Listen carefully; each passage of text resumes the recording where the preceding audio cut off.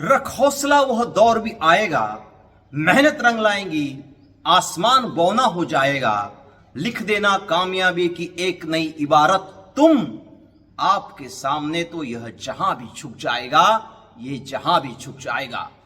नमस्कार, मैं हर्षद घाटोड़े आज लेकर आया हूं उस हस्ती के सफलता की दास्ता जिसके जेब में 1 रुपया भी नहीं था और आज ऑडी, बीएमडब्ल्यू, मर्सिडीज जैसी गाड़ियां उसके दरवाजे पे खड़ी है। यूपी के बागपत जिले में स्थित ग्राम धनौरा टिगरी में इनका जन्म एक सरकारी नौकरी करने वाले पिता के घर एक मध्यम वर्गीय परिवार में हुआ था। पिता निहायत ही ईमानदार व्यक्ति थे। नौकरी से ऑफिस में एक दिन कुछ गड़बड़ी हुई तो पिता ने नौकरी से इस्तीफा दे दिया। उस समय ये कॉलेज में पढ़ रहे थे। पिता के नौकरी छोड़ने के बाद अब घर कैसे चलेगा, इस बात की चिंता थी। इन्होंने एक मोबाइल कंपनी में सिम बेचने का काम शुरू कर दिया। बावजूद इसके उस समय इनके पास मोबाइल भी नहीं था। पढ़ाई शुरू थी। इस प्रकार दिन कट रहे थे। साथ ही इनके यूपीएससी के परीक्षा की भी तैयारी जारी थी। इन्होंने असिस्टेंट कमांडेंट की यूपीएससी की परीक्षा पास की। उस समय इनका यूपीएससी में ऑल इंडिया रैंक 21 था। जब परीक्षा का रिजल्ट आया उस समय पहली बार इन्होंने इस परीक्षा के बारे में अपने परिवार को बताया था। इस प्रकार वह एक सरकारी नौकर बन गए थे, वह भी क्लास 1 कैटेगरी के। सारे गांव में खुशी का माहौल था। गांव के वह पहले व्यक्ति थे जो इस पद पर पहुंचे थे। इस नौकरी के ट्रेनिंग के दौरान इनको एहसास हुआ कि यह इनके बस का काम नहीं है और ट्रेनिंग के तीसरे दिन ही इन्होंने घर वालों को बता दिया कि वह यह नौकरी नहीं करेंगे। तब इनकी उम्र महज 21 साल थी। तब इनके रिश्तेदारों के अलावा इनके परिवार वालों ने भी इन्हें इतनी गालियां दी कि ये बेंगलोर से सीधे घर न जाते हुए दिल्ली पहुंच गए। इनका मानना था कि एक बार अगर जिंदगी में सफल हो गए तो दोबारा सफल नहीं हो सकते। ऐसा बिल्कुल नहीं है, दोबारा भी सफल हुआ जा सकता है। प्यार एक बार हुआ तो क्या दोबारा नहीं हो सकता? क्या जरूर हो सकता है। इतना जरूर है कि पहला प्यार याद रहता है, वैसी पहली नौकरी व्यक्ति कभी नहीं भूलता है। वह दिल्ली पहुंचे थे। वह दिन था 13 सितंबर 2013। मन में निश्चय कर लिया था कि जब तक कामयाब नहीं हो जाते तब तक घर वापस नहीं जाएंगे। दिल्ली जैसे शहर में क्या करना चाहिए, इसके उधेड़बुन में वे थे कि विचार आया कि कोचिंग इंस्टीट्यूट शुरू करने का। इस दिशा में सारी तैयारियां की। एक दोस्त और छोटे भाई की मदद से कोचिंग इंस्टीट्यूट की शुरुआत की। इस दौरान इन्हें जेल भी जाना पड़ा। हुआ यूं कि अपने कोचिंग इंस्टीट्यूट के पोस्टर इन्होंने फ्लाईओवर पर लगा दिए थे। वहां से गुजरने वाले एक सरकारी अधिकारी ने इन पर सार्वजनिक संपत्ति को नुकसान पहुंचाने का मामला दर्ज कर दिया।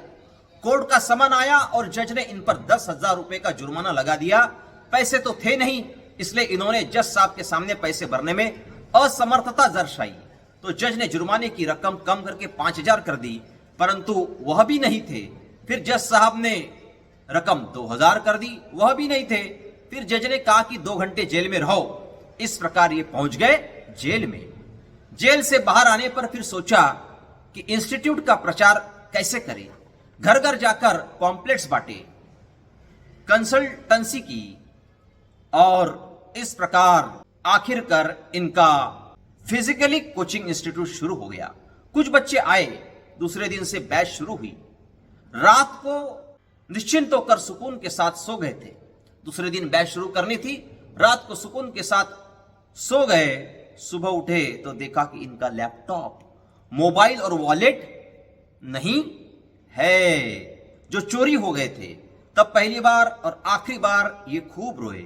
शिकायत दर्ज करने थाने पहुंचे थानेदार ने कहा कि कंप्लेंट लिख कर दो।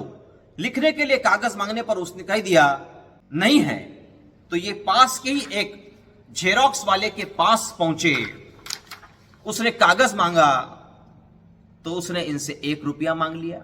उस समय इनके जेब में 1 रुपया भी नहीं था। उस वक्त एक भले आदमी ने इनकी मदद की। तब जीवन में पहली बार इन्हें एहसास हुआ कि एक सिंगल कॉइन की कितनी अहमियत होती है। 2-3 दिन इसी प्रकार गुजर गए। फिर ठान लिया था कि यही काम करना है। आज 1.5 साल हो गए थे ये अपने घर वालों से मिले नहीं थे। आज भी कानों में वह गालियां गूंज रही थी जो नौकरी छोड़ने के बाद घर वालों से इन्हें मिली थी, इन गालियों को तालियों में बदलने का निश्चय किया। कोचिंग में पहले दिन कोई बच्चा नहीं आया, दूसरे दिन 3 बच्चे आए और इन 3 बच्चों से इनका कोचिंग इंस्टीट्यूट शुरू हुआ। आखिर में जब रिजल्ट आया तब इनके कोचिंग के इन तीनों बच्चों ने टॉप किया था। अन्य कोचिंग के बच्चे पास भी नहीं कर पाए। इन 3 बच्चों ने इनके कोचिंग का इतिहास ही बदल दिया। 3 के 300 और 3000 बच्चे हो गए। दिल्ली में 5 सेंटर इनके खुल गए। इनके सहयोगियों ने इनका एक शॉर्ट वीडियो बनाकर यूट्यूब पर डाल दिया था। इन्हें इसका पता भी नहीं था। यह वीडियो इतना पॉपुलर हो गया कि 10 दिन में ही 1 लाख सब्सक्राइबर हो गए। इन्हें इस बात का पता ही नहीं था। वीडियो देखकर अनेक बड़े कोचिंग वालों ने इनसे संपर्क किया कि अपने यहां पढ़ाए। इस 2020 में कोरोना आया और ऑफलाइन कोचिंग क्लास बंद हो गए। बड़े कोचिंग क्लास वालों ने इनके 92 में से 7 शिक्षकों को ज्यादा सैलरी देकर अपने यहां बुला लिया था। अब सिर्फ इनके यहां चंद ही शिक्षक बचे थे। इस बीच इन्हें कोरोना हो जाता है। हालात इतने चिंताजनक हो जाते हैं कि ये रोज अपने सहयोगियों को अपना प्रेजेंट आईडी पेज पर लिखकर दे देते थे और कहते थे कि मुझे कुछ हो जाता है तो इससे घर वालों को दे देना। सुबह जब जिंदा उठते तो वह पेज फाड़ देते थे। कोरोना से ठीक होने पर इन्होंने घर से ही मोबाइल पर वीडियो रिकॉर्ड कर 1-2 घंटे नहीं तो 12-12 घंटे क्लास ली। जब इनके बैंक अकाउंट में करोड़ों रुपए जमा हुए तो इन्होंने अपने पिताजी को फोन किया और कहा कि पापा मैं करोड़पति बन गया। तब पिता ने कहा था कि तू कब अमिताभ बच्चन से मिला, हमें तो पता ही नहीं चला।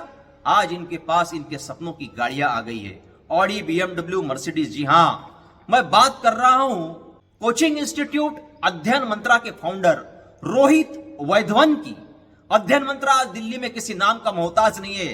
इसके नाम को लेकर भी लोग भ्रमित हो जाते हैं। ये मंत्र शब्द सुनकर लोग कहते हैं कि यहां कोई मंत्र दिया जाता है क्या जिससे पाकर बच्चे पास हो जाते हैं। लेकिन इस नाम के बारे में रोहित बताते हैं कि जब वे कोचिंग इंस्टीट्यूट के बारे में सोच रहे थे तब इसका नाम क्या रखा जाए। तब यूपीएससी की परीक्षा के दौरान सामाजिक अध्ययन की किताब इन्होंने पढ़ी थी। उस किताब के शीर्षक से सामाजिक शब्द हटाकर अध्ययन ले लिया और एक दिन मेट्रो में सफर कर रहे थे तब इनका ध्यान एक कोचिंग इंस्टीट्यूट के नाम पर पड़ा जिसके नाम के पीछे लगा था मंत्रा। तो वहां से यह शब्द इन्होंने ले लिया। इस प्रकार अध्ययन मंत्रा का जन्म हुआ। रोहित कहते हैं कि जो इंतजार करते हैं उसे इंतजार का फल एक न एक दिन मिल ही जाता है।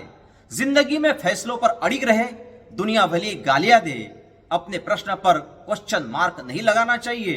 आज रोहित के यूट्यूब चैनल पर 1 लाख से भी ज्यादा सब्सक्राइबर्स है। अध्ययन मंत्रा के ऑफलाइन क्लासेस दिल्ली में चलते हैं।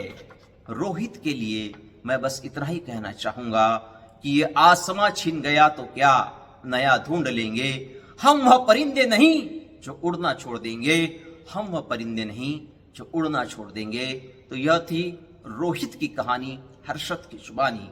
फिर मिलेंगे ऐसे ही किसी हस्ती के बुलंद हौसलों की सच्ची दास्तां के साथ। आपसे निवेदन है कि वीडियो को लाइक कर शेयर करें और हाँ, चैनल को सब्सक्राइब करना ना भूले। जय हिंद, धन्यवाद।